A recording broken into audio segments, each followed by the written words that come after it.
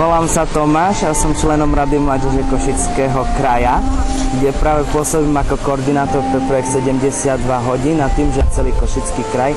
Takže pre celý Košický kraj som koordinátorom projektu 72 hodín bez kompromisu.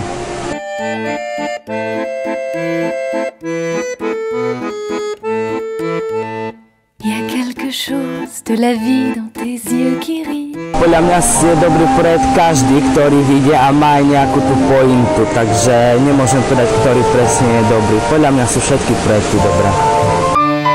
Juste un regard pour comprendre. Dobrovoľníctvo, to je mladí ľudia mohli zapojiť do nejakej činnosti s tým, aby neočakávali od toho plat, teda srdca a dobro. Reste, regarde-moi.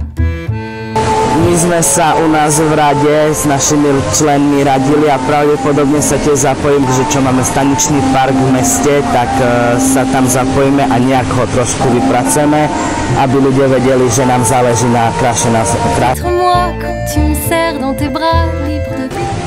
2 hodín, ale snažil by som sa, aby sa viac ľudí zapojilo, aj dá sa povedať okolo idúci, aby vlastne takto ich evokovalo, aby sa zapojili vlastne do dobrovoľníctva a aj oni by prispeli nejak tomu, aby sa trošku úroveň mesta zvýšila.